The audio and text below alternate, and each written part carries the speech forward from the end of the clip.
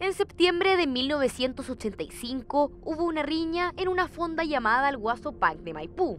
Los involucrados fueron retirados del evento por carabineros y uno de los participantes en la gresca fue asesinado. Su familia demandó al fisco por considerar que el hecho fue un crimen de lesa humanidad, situación que fue descartada por la Corte de Apelaciones de Santiago, estableciendo que era un delito común, por lo que la acción civil fue rechazada. El hecho que un crimen sea cometido dentro de una dictadura no es suficiente para entender que es un crimen de lesa humanidad.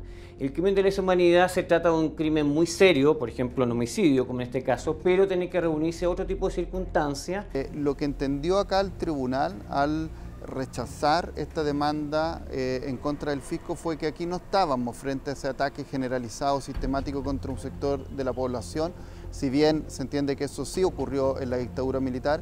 Antes del siglo XX, los crímenes de lesa humanidad no habían sido tipificados en el derecho internacional. Las primeras declaraciones de este ilícito surgieron en 1945 en el Tribunal Militar Internacional de Nuremberg al término de la Segunda Guerra Mundial, donde se enjuició a los responsables de violar sistemáticamente los derechos humanos y que calzaban con el perfil de ser acciones contra la humanidad.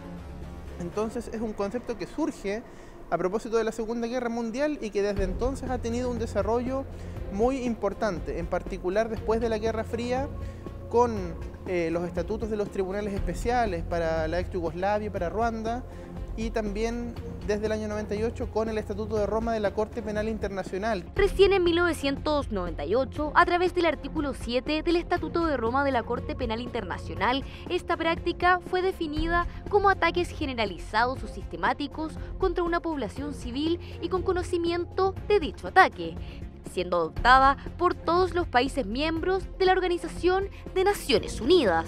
El tema de la generalidad, el tema de que esto se estaba haciendo sistemático, por lo tanto, y que todo esto provenía de gente que era gente del Estado, o sea, los uniformados, o sea, en este caso el Ejército, las Fuerzas Armadas, no solamente también carabineros. Entonces, estaba el otro elemento que eran la gente del Estado. Sin embargo, los autores de este ilícito no necesariamente deben ser agentes del Estado, sino que también pueden ser civiles. De hecho, en julio de 2019, la Corte de Apelaciones de Concepción condenó a carabineros y civiles por su responsabilidad en el secuestro calificado de 28 campesinos de Santa Bárbara y Quilaco, ilícito perpetrado el mismo martes 11 de septiembre de 1973 en la región del Biobío. Pueden ser perpetrados por civiles.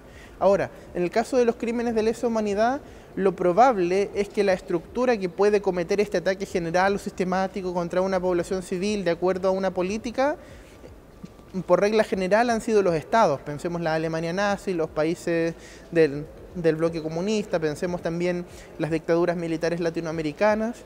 Según un informe publicado en 2017 por Naciones Unidas, el autodenominado Estado Islámico cometió genocidio y crímenes de lesa humanidad en Irak, donde la entidad internacional enfatizó que miles de civiles sufrieron claras violaciones del derecho internacional humanitario. Cuando hay un control efectivo de grupos armados respecto de sectores de la población en un territorio, eso también podrían ser, ¿no es cierto?, cometer delitos de lesa humanidad.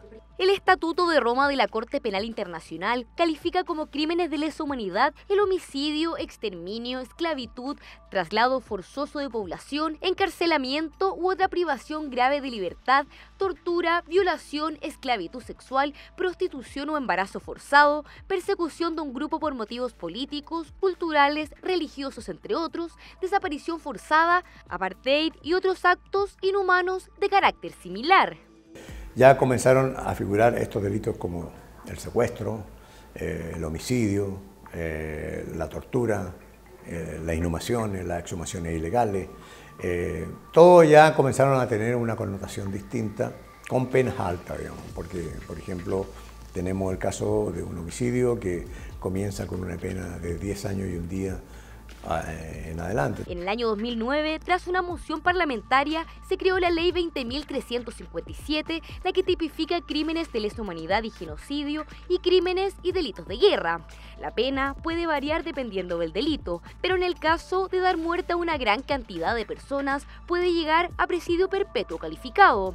Asimismo, el artículo 40 de la norma establece que la acción penal no prescribe. En un comienzo no necesariamente fueron considerados imprescriptibles, porque fueron vistos más bien como delitos comunes. Pero una vez que ya quedó claro el concepto de delito de lesa humanidad, por lo tanto se comenzó a aplicar la figura de la imprescriptibilidad respecto a estos delitos. Y no solamente eso, sino que fueron amnistiables. Lo que se ha entendido por los tribunales internacionales es que en esos casos no corresponde ni la amnistía ni la prescripción. Por lo tanto, son delitos que aunque hayan pasado 10, 15, 20 años, 30 años, pueden continuar investigándose y persiguiéndose las responsabilidades penales del caso. Los condenados por violaciones a los derechos humanos deben cumplir ciertos requisitos para solicitar el beneficio de libertad condicional. Entre ellos, cumplir 2/3 de la pena que deben purgar por haber perpetrado uno o varios crímenes de lesa humanidad.